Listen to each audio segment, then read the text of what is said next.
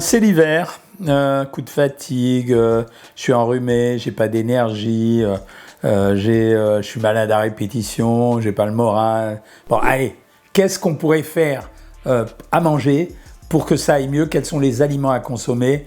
Bienvenue sur la chaîne Jean-Michel Cohen, la chaîne où on ne parle que de nutrition et où on ne vous raconte jamais de salade.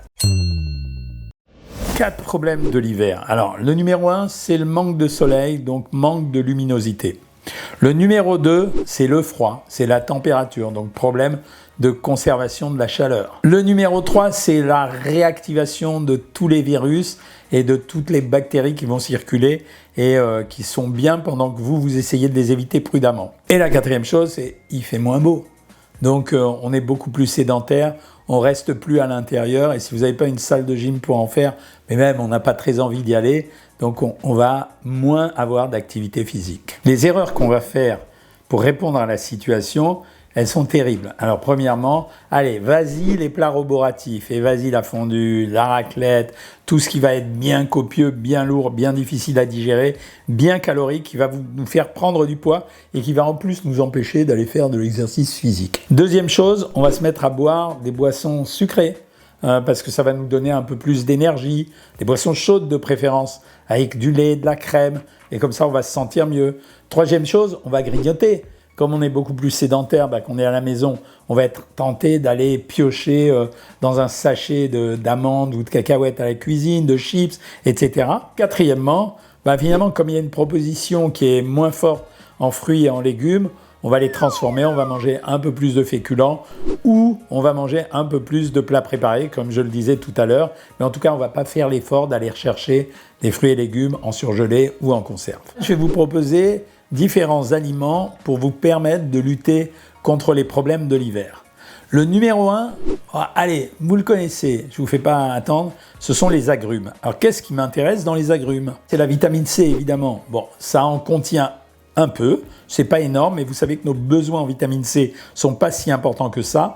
Et en mangeant des agrumes, je lutte en général contre les jus de fruits, mais les jus de fruits industriels. Mais si vous avez à cœur de prendre des oranges pressées le matin en gardant les fibres, c'est-à-dire en gardant la pulpe, ça peut marcher. Vous avez une association pulpe et sucre. Là, ça peut vous donner un petit boost d'énergie et en même temps, ça vous permet d'avoir un apport en vitamine C. Ce sont des produits qui contiennent des flavonoïdes.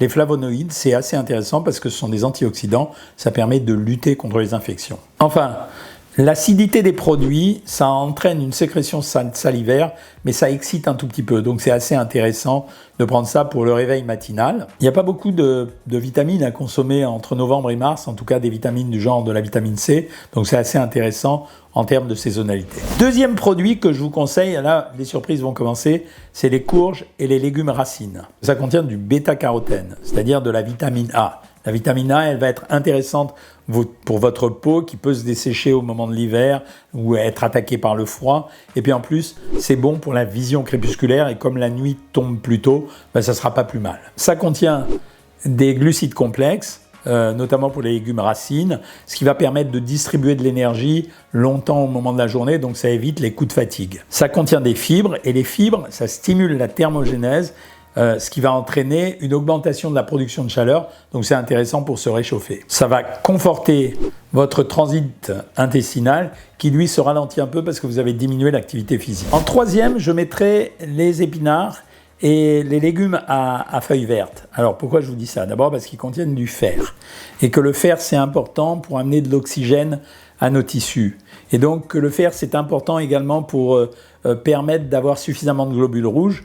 Donc l'un dans l'autre, finalement, ça évite les anémies et ça permet de nourrir d'oxygène l'ensemble de notre corps. Donc c'est vraiment intéressant. Ça contient également du magnésium et des folates. Le magnésium, ça permet d'avoir une meilleure excitabilité musculaire. Comme le fer, ça améliore la production des globules rouges. L'aliment magique que je replace à toutes les sauces, finalement, c'est l'œuf. Pourquoi?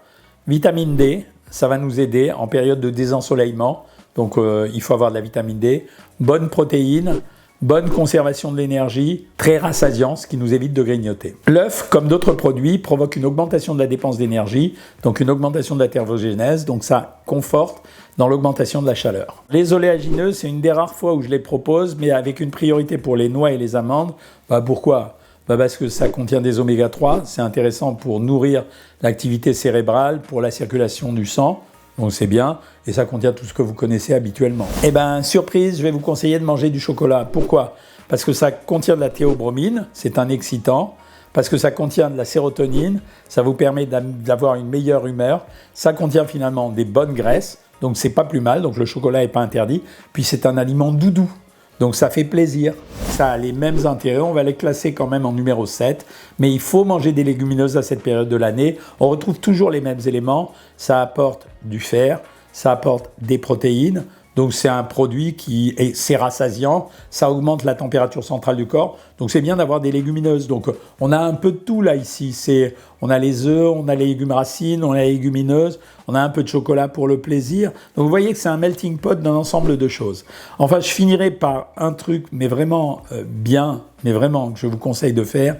Le thé, c'est l'aliment de la saison. J'ai une préférence pour le thé vert, mais bon, ça amène quoi comme produit? Ça amène de la caféine, ça amène de la L-théanine, stabilisant pour l'humeur, donc c'est très intéressant. Ça amène énormément d'antioxydants, donc c'est bien d'en prendre. Bon, bien sûr, c'est pas juste avec le thé que vous éviterez les maladies, mais en fait, c'est une combinaison de choses. Quand vous prenez des agrumes d'un côté, quand vous prenez des noix, des noisettes, etc. Donc, c'est une combinaison de choses et ça va vous hydrater parce que vous avez besoin de plus voir.